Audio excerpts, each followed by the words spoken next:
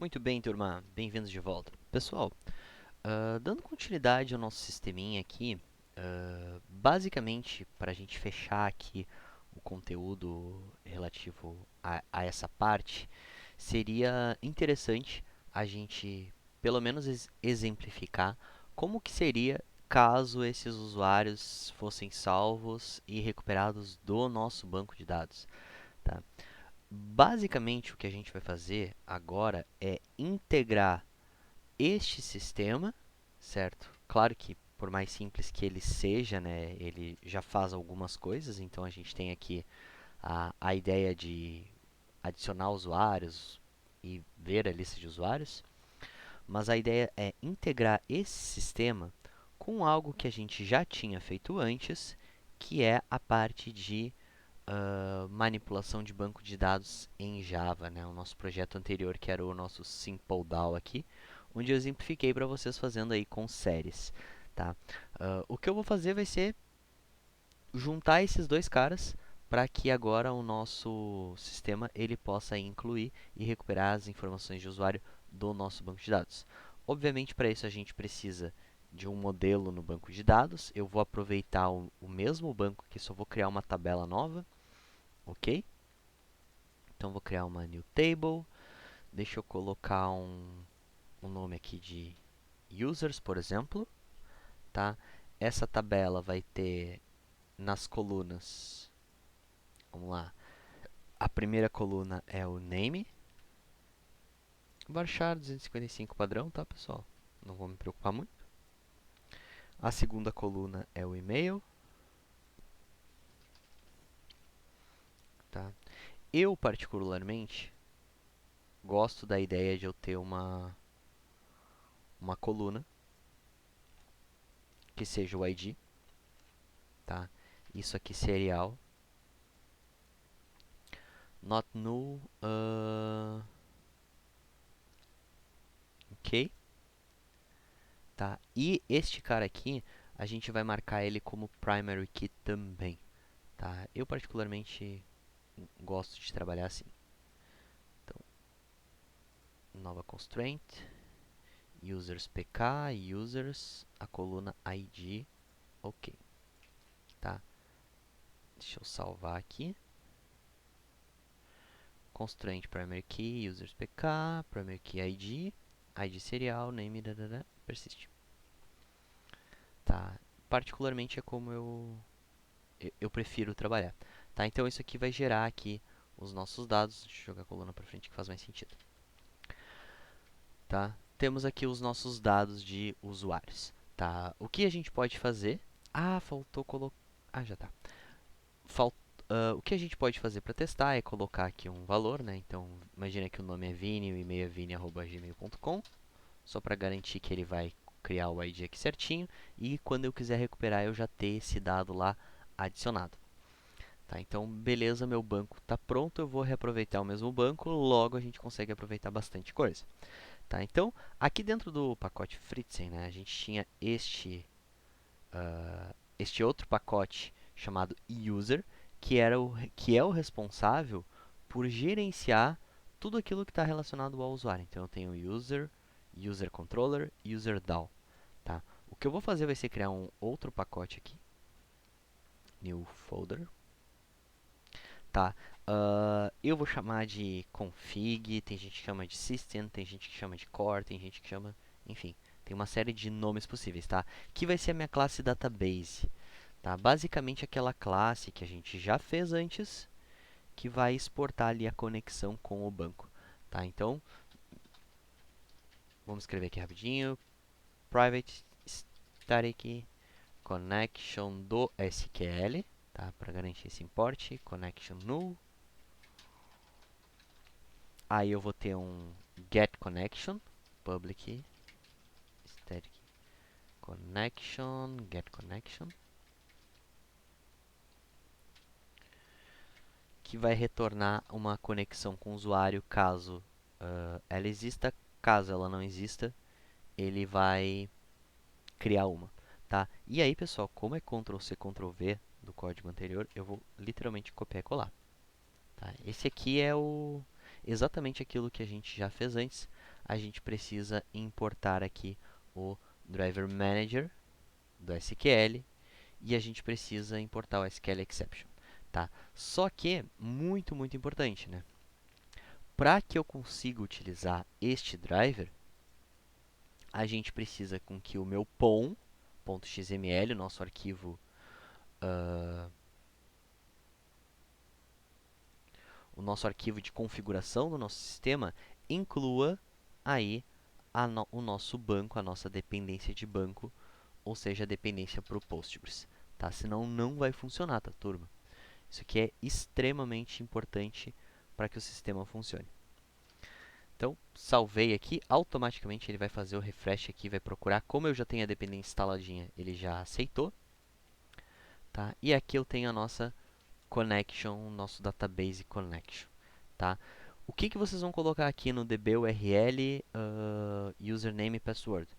As configurações para o banco local de vocês ou as configurações para um banco, nesse caso aqui eu estou usando lá da Heroku, que eu criei com vocês. Já mostrei como que é possível ser feito, tá? Então, e aqui ele mostra um conectado, então é legal que quando a gente rodar o projeto, a gente consegue ver se foi conectado ou não, tá? Inclusive, aqui no nosso app, quando a gente vai instanciar, eu posso, por exemplo, executar aqui no início, vou colocar aqui perto de todos desses outros caras, eu posso colocar aqui no início um database do config.getConnection, tá? Solto assim só para ele fazer essa conexão, ele criar essa conexão. Quando a gente executar isso aqui, temos um erro. No suitable driver, tá? Ele não detectou as configurações aqui do meu Maven, por algum motivo.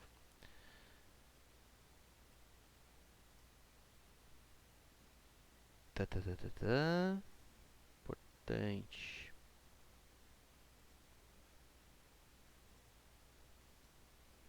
Plugins, estão todos aqui. Muito bem, vamos ver por que ele não detectou. Pessoal, vou pausar o vídeo, verificar aqui e já volto com vocês. Muito bem, turma. Estou de volta e a boa notícia é que sim, o Maven baixou. O erro aconteceu, pessoal, porque eu não estava na paz, por algum motivo, quando eu executei aqui, ele não identificou aqui o meu... Ele não identificou a dependência.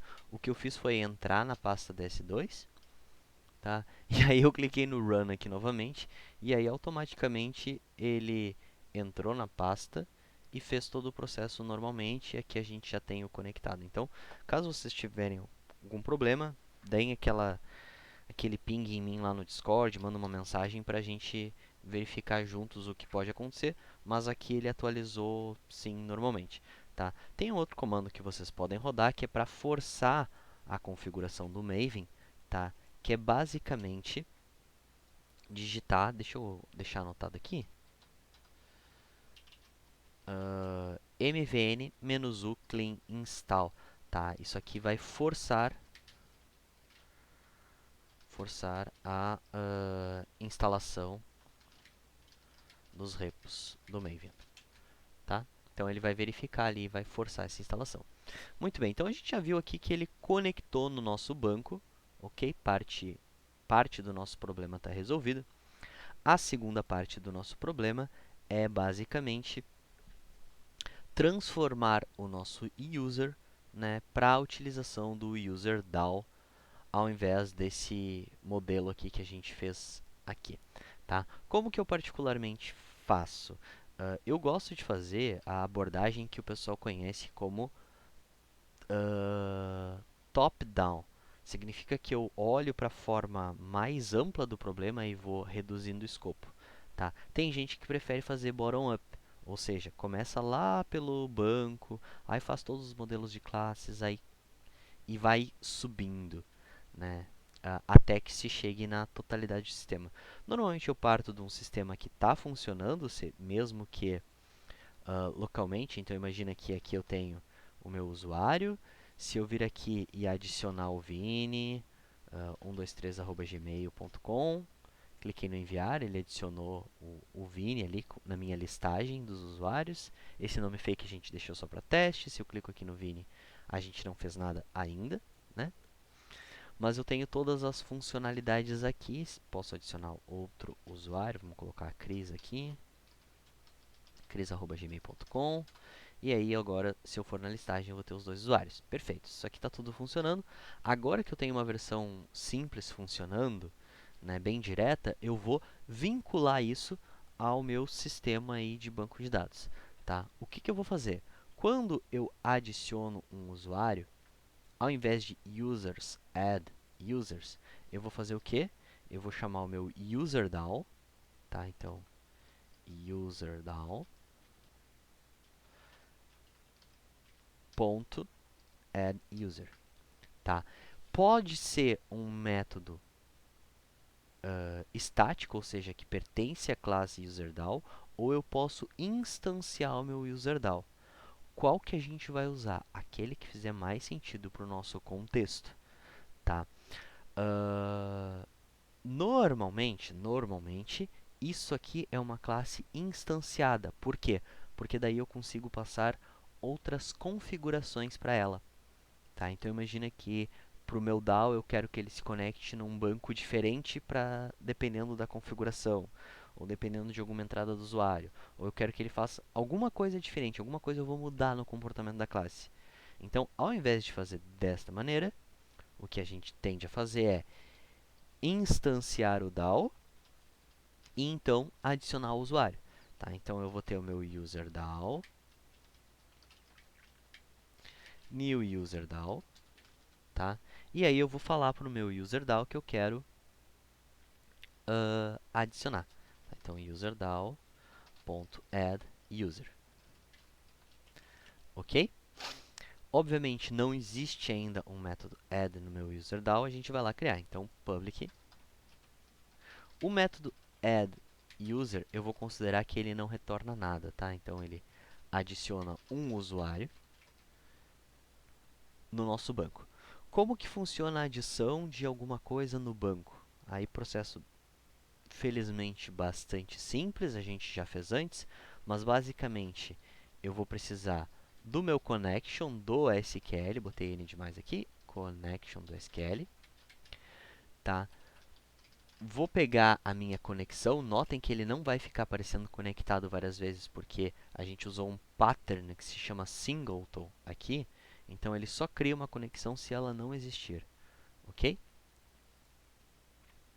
Vou criar o nosso prepared statement, lembrando que isso precisa estar num try catch, porque isso pode dar algum erro de SQL, né? Eu posso ter um problema aqui no meu SQL, tá? Normalmente o que a gente faz é só dar um system.out aqui, no ambiente de desenvolvimento, tá? Para testar.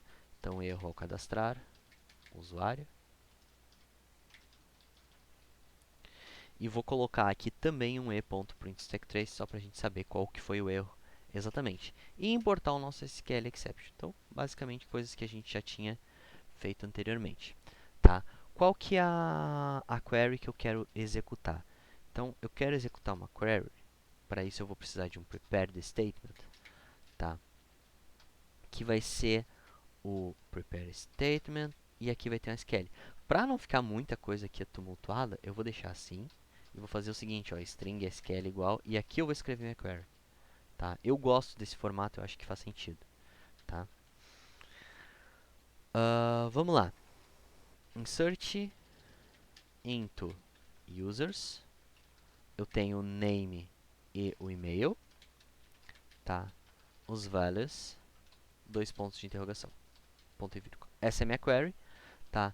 ps.setString, o primeiro parâmetro. Lembrando que começa com 1, ok? É o meu user.getName. E o meu segundo parâmetro, .setString, é o user.getMail, tá? Ok, o que ia mudar se fosse 3, 4, 5 parâmetros? Ia mudar os parâmetros aqui e a quantidade de pontos de interrogação. Nada mais. Né? Então, bastante tranquilo. E, finalmente, um ps.execute para ele fazer esse insert, para ele executar este prepared statement. Só isso, pessoal. Com isso a gente consegue inserir os dados lá no banco, se estiver tudo certo. Então, notem que eu não mexi em nada no restante do sistema, mas aqui no nosso controller, eu fiz ele chamar o DAO também e inserir o usuário. Tá? Posso até deixar junto aqui para ficar claro. Então, esse cara aqui é para o nosso banco fake, né? Que é o nosso array list.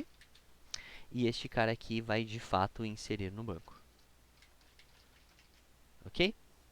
E esse cara aqui a gente pode permanecer igual, que é só para mostrar a informação depois que ela é inserida. Vou parar aqui o servidor, vou executar novamente.